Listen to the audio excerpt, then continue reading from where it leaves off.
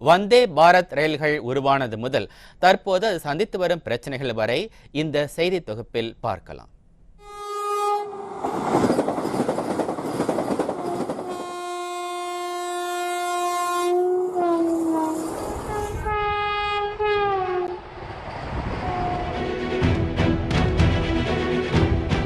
வந்தே பாரத் 2019 முன்னர் வரைக்கும் இந்த பெயரை கேட்டால் வந்தே மாதரம் எனும் பாடலே நினைவுக்கு வரும்.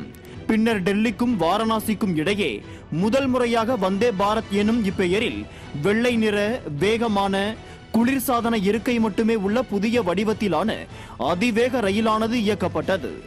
வட மாநிலங்களில் முக்கியமான நகரங்களை முதலிலே முடித்துவிட்டு தென்னிந்தியாவுக்குள் நுழைந்தது வந்தே பாரத்.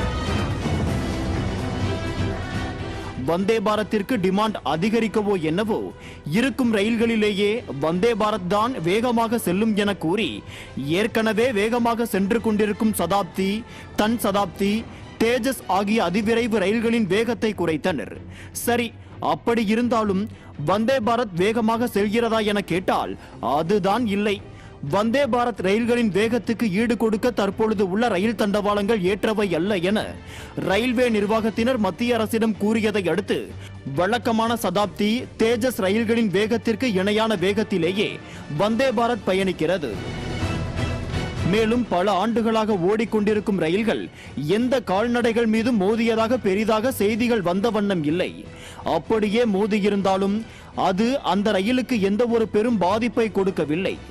ஆனால் வந்தே பாரத் பயணிக்கும் பொழுதோ கால்நடைகள் தாமாகவே வந்து விழுந்தது போல மக்களுக்கு தோன்றியது.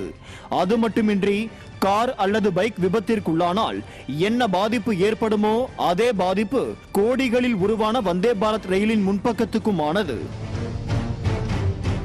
அது ஒரு பக்கம் இருந்தாலும் சும்மா இருந்த வந்தே பாரத்துக்கு இப்போது என்ன சிக்கல் என்றால் 100 வந்தே பாரத் ரயில்களை தயாரிக்க கடந்த ஜூன் 2022 ஆண்டு டெண்டர் அழைக்கப்பட்டு 2023 ஆண்டு பிப்ரவரியில் ஏலம் திறக்கப்பட்டது. இந்த டெண்டரில் பிரான்ஸ் நாட்டைச் சேர்ந்த ஆல்ஸ்டாம் இந்தியா மற்றும் ஸ்விஸ் கம்பெனி ஸ்டாட்லர் ரயில் என 2 கம்பெனிகள் மட்டுமே பங்கு கொண்டன. இதில் ஆல்ஸ்டாம் வெற்றி பெற்ற நிலையில் பிரான்ஸ் நாட்டைச் சேர்ந்த ஆல்ஸ்டாம் இந்தியா நிறுவனம் ரயில் ஒன்றுக்கு 150.9 கோடி ரூபாய் மதிப்பில் டெண்டர் விண்ணப்பம் செய்திருந்தது. இந்திய ரயில்வே ஒரு வந்தே பாரத் ரயிலுக்கு 140 கோடி மட்டுமே ஒதுக்கி இருந்தது. 150.9 கோடி மதிப்பில் தான் செய்ய முடியும் என கூறிய ஆல்ஸ்டாமின் டெண்டர் தாங்கள் நிர்ணயித்த தொகையை விட அதிகமாக இருப்பதாக கூறி அட்டெண்டரை ரத்து செய்துவிட்டது மத்திய அரசு. மேலும் கடந்த டெண்டரில் 2 நிறுவனங்கள் மட்டுமே பங்கேற்றதால் சரியான போட்டி இல்லை எனவும் வரும் டெண்டரில் பல்வேறு நிறுவனங்களுக்கு அழைப்பு விடுக்கப் போவதாகவும் மத்திய ரயில்வே திட்டமிட்டு வருவதாக தெரிவித்துள்ளனர்.